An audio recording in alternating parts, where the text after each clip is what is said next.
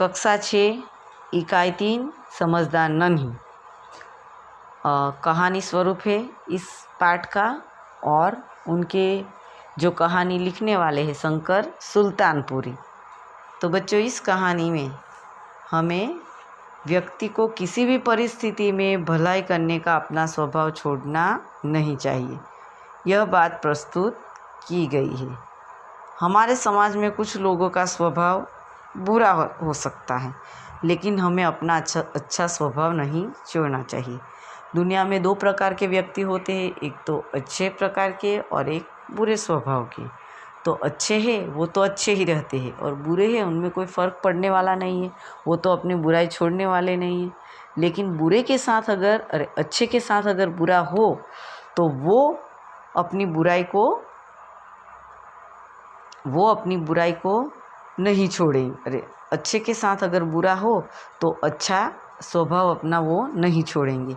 तो इस कहानी में कुछ ऐसी ही बात बताई गई है कि एक बतख है, वो बतख के साथ बार बार बुरा होता है, फिर भी वो अपनी अच्छाई नहीं छोड़ सकती। अब हम बच्चों, यहाँ पर आपको एक चित्र दिखाई देगा। चित्र में एक बतख है और एक बिच्छू है। बिच्छू है वो दलदल में फंसा हुआ दिखाई दे रहा है। तो हम इस कहानी का पठन करके, पाठ को पढ़ के हम उसे समझेंगे। तो नन्ही बतख तट पर आई तो उसने देखा कि एक बिच्छू दलदल में फंसा है। जो नन्ही बतख है वो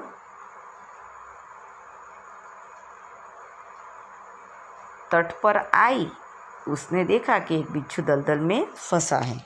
बिच्छू ने नन्ही से प्रार्थना की, बहन मुझे बचा लो। नन्ही को उस पर दया आ गई और उसने बिच्छू को दलदल से उठाकर सूखे स्थान पर रख दिया। बिच्छू को शैतानी सूझी, उसने नन्ही को डंक मार दिया। नन्ही पीड़ा से तड़प उठी। उसने बिच्छू से पूछा, क्यों भाई, तुमने मुझे डंक क्यों मारा? बिच्छू लापरवाही से बोला, क्या करूं, डंक मारना मेरा स्वभाव है। नन्ही बोली, तुम यह गंदी आदत छोड़ दो, नहीं तो कोई मुसीबत में तुम्हारी रक्षा नहीं करेगा। बिच्छू उसकी बात अनसुनी कर आगे बढ़ गया। नन्ही अपनी माँ के पास नदी में चली गई। माँ ने पूछा, नन्ही बेटी तुम कहाँ रह गई थी? नन्ही बोली, माँ एक बिच्छू दलदल में फंस गया था, उसे बचाने में देर हो गई।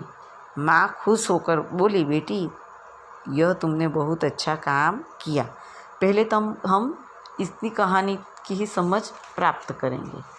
तो नन्ही बतख तट पर आई। जो बतख है उसका नाम भी है नन्ही, उसका नाम है नन्ही। तट यानी किनारा, जो किनारे पर आई तो उसने देखा, क्या देखा कि एक बिच्छू दलदल में फंसा है।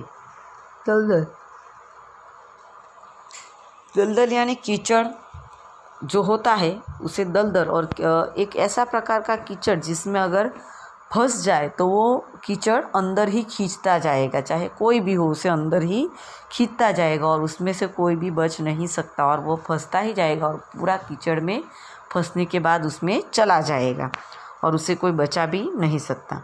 तो उसने देखा कि एक बिच्छू दलदल में फंसा है। नन्ही बतख ने देखा कि एक बिच्छू दलदल में फंसा है, उसे मदद की आवश्यकता है।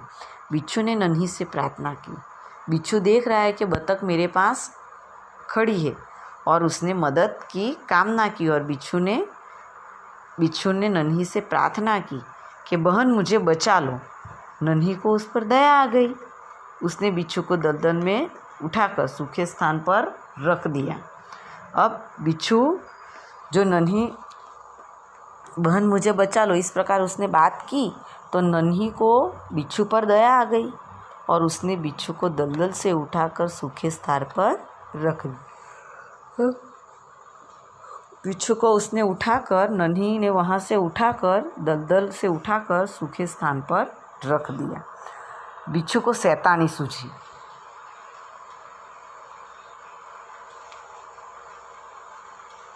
बिच्छू को शैतानी सूझी, उसने नन्ही को डंक मार दिया। नन्ही पीड़ा से तड़प उठी। उसने बिच्छू से पूछा, क्यों भाई, तुमने मुझे डंक क्यों मारा? अब बिच्छू है वो अपनी आदत नहीं छोड़ता। इसीलिए जब नन्ही ने उसकी मदद की उसके बाद उसे शैतानी सूझी, शैतानी यानी शरारत, तो यह शरारत सूझी, उसने नन्ही को डंक मार दिया और नन्ही पीड़ा से तड़प उठी। उसने बिच्छू से पूछा, वो जो डंक मारने के बाद जो पीड़ा हुई उसे वो तड़प उठी। उसने बिच्छू से पूछा, क्यों भाई तुमने मुझे डंक क्यों मारा? बिच्छू लापरवाही से बोला। बिच्छू को लापरवाही यानी कुछ ऐसे ही बेपरवाही जैसे होती है उसी प्रकार बोला, क्या करूं, डंक मारना मेरा स्वभाव है। बिच्छू बोला कि नन्ही ने पूछा सामने से, तुमने मुझे डंक क्यों मारा? मैंने तुम्हारी मदद की। तो बिच्छू ने बोला, क्या बोला? कि यह तो मेरा स्वभाव है डंक मारना। नन्ही बोली, तुम यह गंदी आदत छोड़ दो, नहीं तो कोई मुसीबत में तुम्हारी रक्षा नहीं करेगा।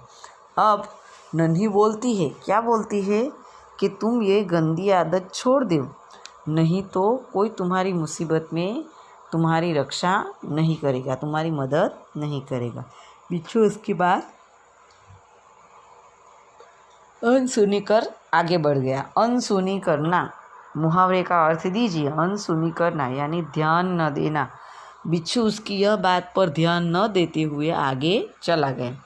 नन्ही अपनी माँ के पास नदी पर चली गई। माँ ने पूछा, बेटी तुम कहाँ रह गई थी? नन्ही बोली, माँ एक बिच्छू दलदल में फंस गया था, उसे बचाने में देर हो गई। अब बिच्छू उसकी बात अनसुनी करके वो तो चला गया। नन्ही अपनी माँ के पास नदी के में चली गई और माँ को चिंता हो रही थी, इसीलिए माँ ने पूछा कि नन्ही बेटी तुम कहाँ रह गई थी? और नन्ही ने जवाब दिया कि माँ एक बिच्छू जो दलदल में फंसा था उसको बचाने में मुझे देर हो गई। माँ खुश तो हो गई और बोली, बेटी यह तुमने बहुत अच्छा काम किया कि किसी की मदद करना बहुत ही अच्छा काम है, तो यह तुमने बहुत अच्छा काम किया। तो इस प्रकार यहाँ पर हमने पाठ इतना थोड़ा सा पढ़ भी लिया और इसकी चर्चा भी कर ली।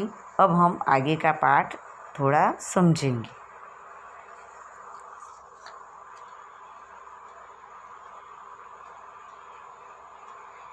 नन्ही बोली, लेकिन बदले में उसने मुझे डंक मार दिया।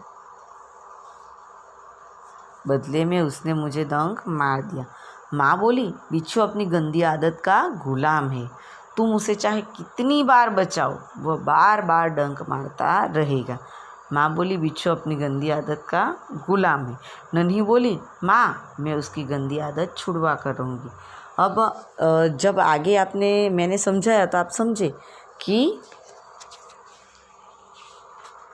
बेटी यह जो तुमने काम किया उसे बचाने का, तो वो तो अच्छा काम किया बेटी, लेकिन बदले में उसने तुम्हें डंक मार दिया, ऐसा नन्ही ने अपनी माँ से कहा। तो माँ ने उसे समझाया कि बिच्छू है वो तो अपनी गंदी आदत का गुलाम है।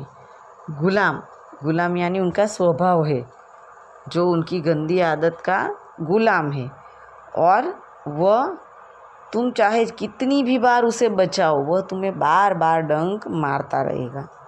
नन्ही बोली, वाह मैं यह गंदी आदत उसकी छुड़वा कर रहूँगी। जो नन्ही है वो भी अपने मन में ठान लेती है कि मैं यह उसकी गंदी आदत को छुड़वा कर रहूँगी। कुछ दिन बाद बिच्छू के प्राण पुनः संकट में पड़ गए। इस बार वह पानी की धारा में जा गिरा और डूबने उतरने लगा। मौत सामने देखकर बिच्छू को नन्ही की याद आई। वह नन्ही को पुकारने लगा। नन्ही ने उसकी करुण पुकार सुन ली। वह झटपट बिच्छू के पास आ गई। सहसा ही उसके मन में विचार आया, अब मैं इस गंदे स्वभाव वाले बिच्छू को नहीं बचाऊंगी। अब यहाँ पर आप देख सकते हैं बच्चों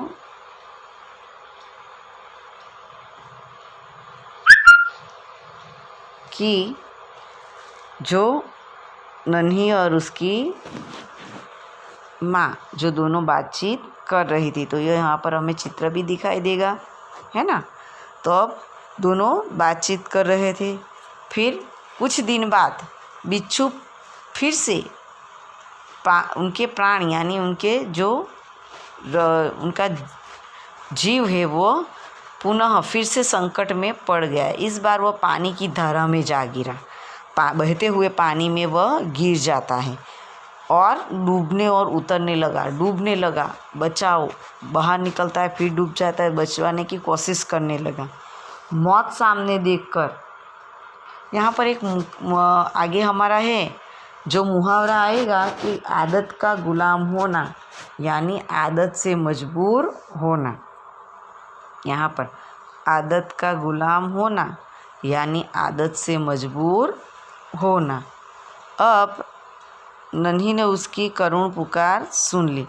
मौत सामने देखकर बिच्छू को नन्ही की याद आ गई। पहले भी नन्ही ने बचाया था, अब दूसरी बार भी जो है वो दूसरी बार भी उसे लगा कि नन्ही मेरी मदद के लिए आएगी और उसको याद आई और वो नन्ही को पुकारने लगा। नन्ही ने उसकी करुण पुकार सुन ली और वो झटपट बिच्छू के पास आ जाती है। सहसा ही उसके मन में एक विचार आया, और अब मैं इस गंदे स्वभाव वाले बिच्छू को नहीं बचाऊंगी। बिच्छू गिड़गिड़ाने लगा, बहन मुझ पर दया करो। नन्ही का मन डोल गया। उसने सोचा हो सकता है इसने गंदी अपनी आदत छोड़ दी हो। नन्ही ने बिच्छू को दोबारा जीवन दान दिया। बिच्छू अपने स्वभाव के अनुसार उसे डंक मारने के लिए आगे बढ़ा। नन्ही उसका इरादा समझ गई। वह मुस्कुराकर बोली, बिच्छू भाई ठिठक क्यों गए? डंक मारो। बिच्छू अब गंदे स्वभाव वाले बिच्छू को नहीं बचाऊंगी, उसने यह निश्चय कर लिया। लेकिन वो गिड़गिड़ाने लगा और उस पर बतख को बिच्छू पर दया आ गई और उसने सोचा हो सकता है इसने अपनी गंदी आदत छोड़ दी हो। तो इस प्रकार नन्ही ने उसे बचाने का निश्चय किया और दोबारा जीवन दान दिया, यानी फिर से उसे बचाया। अब बिच्छू अपने स्वभाव के अनुसार उसे डंक मारने ही वाला था कि आगे बढ़ा और नन्ही उसका इरादा समझ गई और वो मुस्कुराकर बोली कि भाई बिच्छू भाई तो ठिठक क्यों गए? डंक मारो। ठिठकना यानी तुम रुक क्यों गए? मुझे डंक मारो। अब विद्यार्थी मित्रों, हम यहाँ से पाठ हम अगले वीडियो में देखेंगे। यहाँ तक हम समझ चुके, अगले वीडियो में हम अपना पाठ अधूरा समझेंगे।